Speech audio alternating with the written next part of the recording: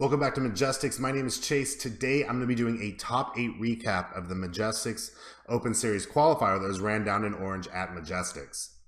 This was the first qualifier kicking off the Open Series Invitational. There's plenty more events to come, so go ahead and check us out at majestixccg.com and you can see what events are going to be in your area or to come in for. I want to also thank everybody who showed up for the event. We had a great turnout. People came from all over the country, so thanks again for that and everybody that competed. Quick things about the tournament as we go into these lists. It is a Rock Age Silver format with a ban list. So that's pretty much everything from Superman and up. What I love about it is you get to see a lot of unique teams, and what's kind of cool too is you still get to play with pieces that you can't normally play in the Modern Age format. So other than that, let's go ahead and dive into the recap of the top 8. All right, we're going to dive right into our top 8. And at 8th place, we have Jacob Yamagata. I hope I'm saying your name right, and I apologize to anybody in the future if I say their name wrong. It's most likely going to happen, so just kind of bear with me. So he is running a Quinjet team at 145 with the resource style. He has some cool tech with the Blind Owl and Proteus. What that kind of does is that you just get Blind Owl out of her starting zone. She'll end up dying, and Proteus gets to pop out. It's just a really good cheap way. Plus, you get a little perplex early from Blind Owl if you need it. Other than that, we got 2 Ultron drones. Very standard there. We got the 10-point Carnage, which is the cost retaliation. Great because he makes those little symbiote pogs. And then you have Gamma Bomb, which was very prevalent at this tournament. It's a great way to kind of really put your opponent on a ticker if they're trying to turtle up in a base. Other than that, we also have the 30 points of ID cards with the Shield level 7, Green Arrow, the Atom, Zatanna, and Spider-Man. I really like this team. It's going to be, Quinjets are just always strong, no matter where the format's at, as long as they're legal. I do like the 145 point Quinjet over the 70, which I don't even think we saw a 70.1. And the reason why is you just need that extra hitboxes to be able to deal with the Mistress Death teams and some of the other ones that can just do a lot of damage. Other than that, I think the team, it's just a really solid team. Great job to Jacob coming in the top 8. You can also see one of his games on either our Facebook or our YouTube channel. So let's go ahead and move on to our 7th place team. Our 7th place team today is going to be Jim Moraga. Again, I apologize if I'm saying your name wrong, but he is going to run the 125 Mistress Death at 125 points because he's got a Calypso equipped to her, along with Goblin King at 75, Haha Joker at 30. We have Split Lip, Carnage again, and the Book of the Skull. What's interesting about Jim's take on Mistress Death is he did equip Eclipso, helps keep her alive longer. I think there's Steel Energy down in the dial. I'm sure there's some more reasons why that he personally really liked that. It gives a little more versatility to her. He also has Goblin King. I was a little skeptical of the Goblin King in this because he's only 4 clicks. And I thought he can get taken out easily in that mirror matchup. But he did beat PJ, who was running Mistress Death as well. Which PJ had more of the standard team. So congrats to Jim. Good job in the 7th place finish. Let's go ahead and move on to our 6th place team today is Tony Rodriguez. Mystical theme team with Thanosai, Yondu with Proselyte equipped.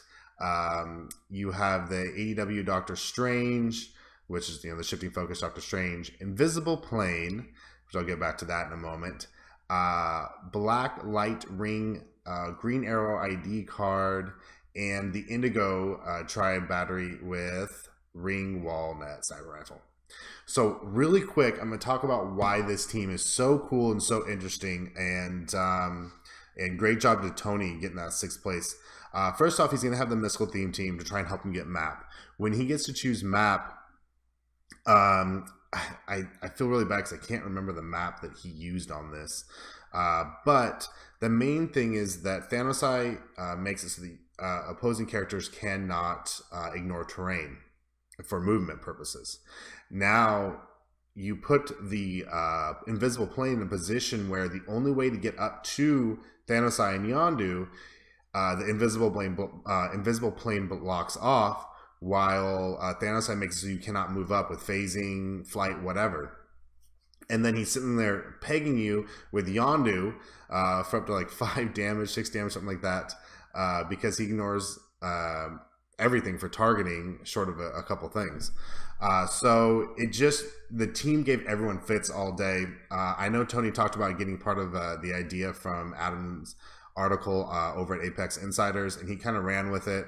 And I'm really interested to see if he finds ways to optimize his team even more.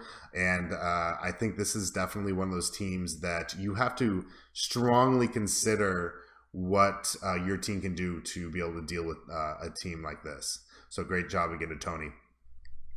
All right, let's go on to our 5th place team, which is going to be Steve DiCarlo.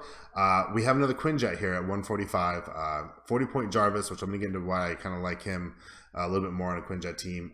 We have only 1 Ultron drone, Atomica, 3 Colossals with Carnage Flora, or 2 Floras, and we also have 30 points in ID cards.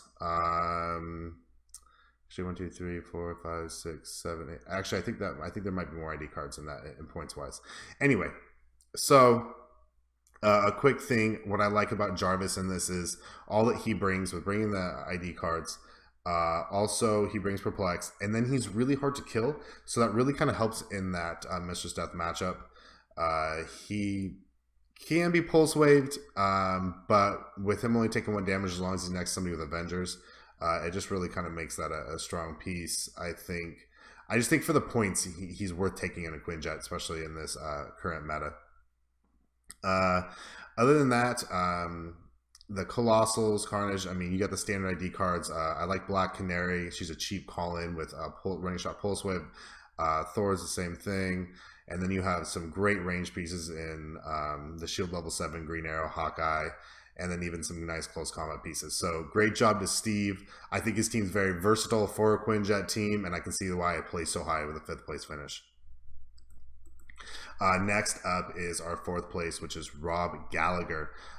So we got Mistress Death, along with the shirtless twins here. We got Lieutenant Sulu and Captain Kirk. Overdrive to carry everybody around in. Split Lip, and the Book of the Skull here, with 15 points in ID cards as well. All very shooty, obviously, to kind of give some versatility to the team because his team is very close combat heavy. What's really cool is that he put that unique kind of twist with Sulu and Kirk. They have longer dials, so it helps kind of deal with some of these big damages you can see. And they also can do good damage, actually a lot of damage themselves, especially when Mr. Death gets the tokens on them. So again, big fan of the team. Great job to Rob getting there. I think I like the Mistress Death teams with just something a little bit more durable though. But again, 4th place is a great finish, especially in this field. And going on to 3rd place, we got Adam Freeman's Cosmic Theme Team with Unimind, Forge of Blue Flame, and with Ion. What actually makes that really cool really quick is that Ion starts down dial, so he can pick Quintessence. And what that does is now he can still pick his Perplex because he can't use Power Cosmic, but that gets around it. So pretty much he still now has that power, and while getting his awesome Perplex. You got Ultron Drone to call in some of these ID characters. In speaking of that, you got Green Arrow, Iceman, 2 Shield level 7s, and Nightwing. 2 Flora Colossals, the 3-point Lawyer. I'm pretty sure he was dropping the Catapult Construct on the Lawyer so that the Lawyer can TK people around for really cheap right there. You got the Indigo Tri Battery, Decoy, and Wall. Great job to Adam. I think he might have been the only Unimind team there. I might be wrong. Sorry if I am. But you can definitely see what's good about this team with Unimind, and also being able to bring in, you get a better choice of Eternals in this format with the Rock Age format. So congrats to him. And let's move on to our 2nd place team. Our second place team was ran by Emilio Gutierrez, and this is one of the teams that got talked about all weekend. And if you didn't have a if you didn't pretty much bring Pulse Wave, you couldn't deal with this team. So you had 4 Mystiques. This is the UXM Mystique that pretty much just can't be targeted unless you start the turn adjacent to her. This gets around a lot of things, actually, again, other than Pulse Wave. Then you have Gamma Bomb, again, over Omega Drive, Pim Particles, the Power Plant, which was at full, and then 4 ID cards. So his ID, the whole kind of plan for this team is don't get hit. Make sure that you position yourself so that if you do get Pulse Wave, it's not going to be a single target. And then you can call in ID cards to finish pieces off, but then you also have the Power Plant to give you some interesting things like, you know, you have the Omega Drive now, so you can just burn a ring for Outwit whenever you need it. And then you also have +1 to your stats.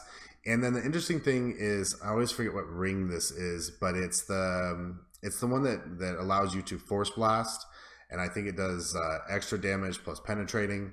I know I'm probably butchering that right off the top of my head.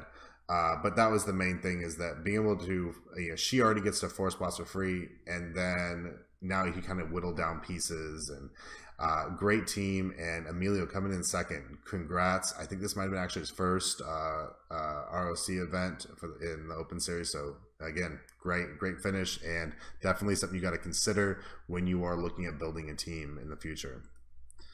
All right, so our first place finish comes with PJ. He deserves it. He played an awesome game all day, flew all the way out from Indiana to make this happen. So he was running the 100-point Mistress Death.